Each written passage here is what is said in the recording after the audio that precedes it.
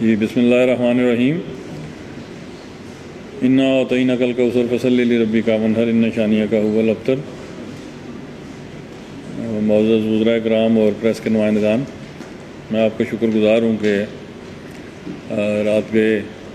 آپ کو زحمت دی، آپ تشریف لائے۔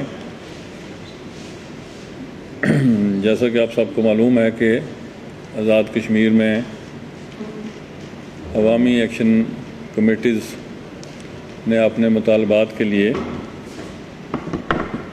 لانگ مارچ کا اعلان کر رکھا ہے۔ چونکہ آزاد کشمیر میں ایک سہ فریقی آزادی حکومت قائم ہے اور اس حکومت کی اولین دن سے یہ خواہش اور کاوش رہی ہے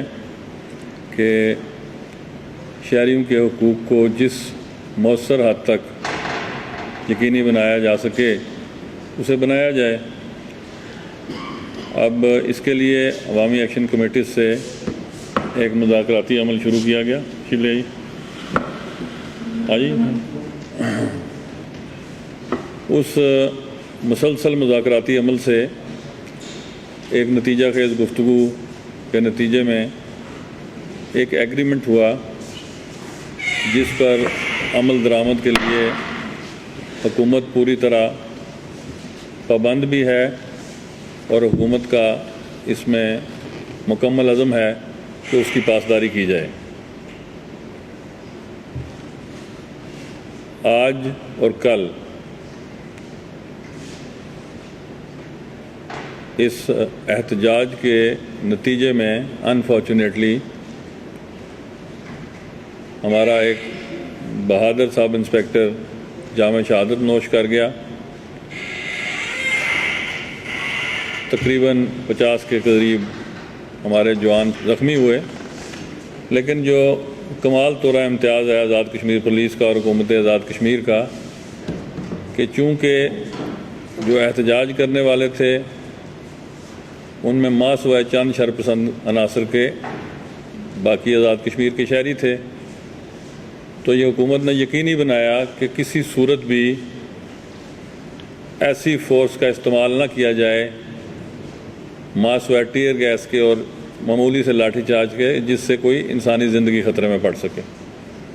اور میں بڑی خوشی سے آپ کو یہ بتا رہا ہوں کہ الحمدللہ نہ ہی تو کسی جانی نقصان کی اطلاع حکومتی کسی عمل کے نتیجے میں سامنے آئی، نہ ہی آزاد کشمیر پولیس کے ریسٹرینٹ کی وجہ سے ایسا کوئی واقعہ رونما ہوا۔ آپ نے فوٹیجز دیکھی ہوں گی کہ جلاؤ گھراؤ اگر ایک دو جگہوں پہ کیا گیا، اے سی کی ڈی ایس پی کی گاڑی جلائی گئی، تو اس کے باوجود چونکہ ریاست کے شہری بھی ریاست کی ذمہ داری میں اولین حیثیت رکھتے ہیں،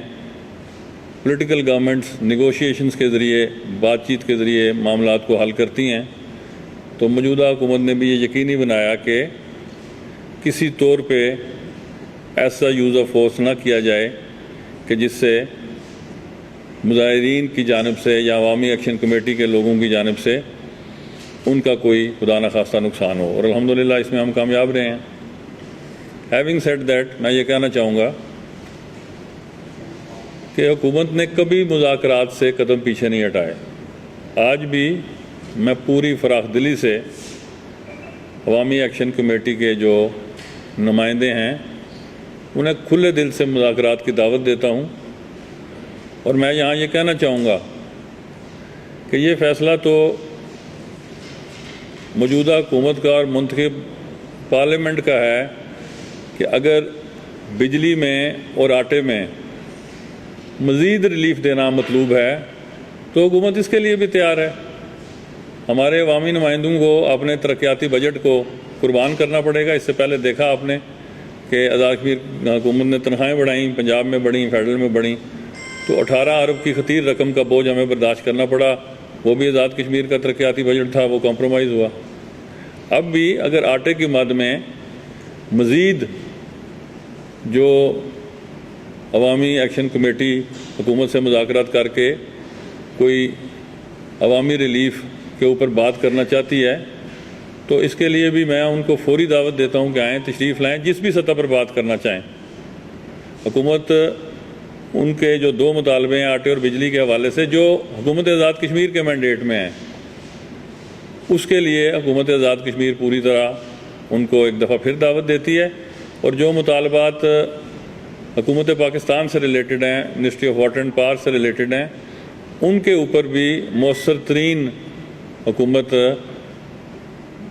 نمائندگی کی یقین دہانی دلاتی ہے کہ اس پہ پچھلے 45 دن میں جو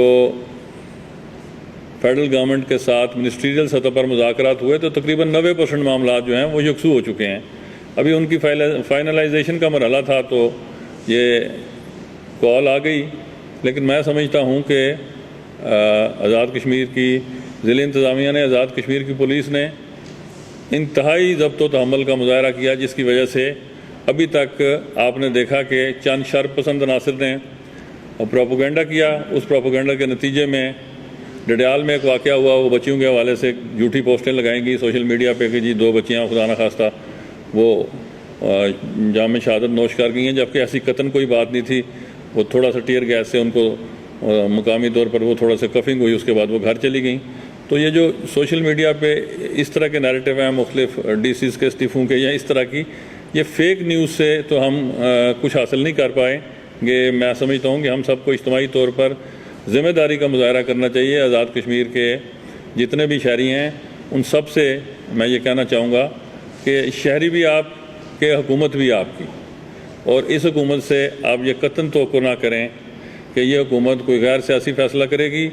یا جبر کے ذریعے عوام کی آواز کو دبانے کی کوشش کی جائے گی۔ ایڈمنسٹریٹولی یہ حکومت کی ذمہ داری ہے کہ ہمارا جو پڑوسی دشمن ہے انتہائی مکار اور عیار ہے، اور ان کے جو وزیر دفاع ہیں وہ برملا کہہ چکے ہیں کہ آزاد کشمیر کے اندر ہم دہشت گردی کے واقعات کروانے میں براہ راست ملوث ہیں۔ تو حکومت نے اس بات کو یقینی بنانا ہوتا ہے کہ جب بھی پبلک موومنٹ ہو تو اس کی سیکیورٹی کو انشور کیا جائے۔ تو اس کے لیے ہم اپنے فرائض سے غفلت ہم نے نہیں برتی، آئندہ بھی نہیں برتیں گے، لیکن جہاں تک عوامی گفتگو ہے، عوامی مطالبات ہیں، انہیں باہمی گفت و شنید کے ذریعے حل کیا جا سکتا ہے۔ اور میں فراخ دلی سے یہ دعوت دیتا ہوں جو عوامی ایکشن کمیٹی کے جو جتنی بھی وہ 32 رکنی یا 33 رکنی کمیٹی ہے کہ وہ حکومت سے جس بھی لیول پر بات کرنا چاہے،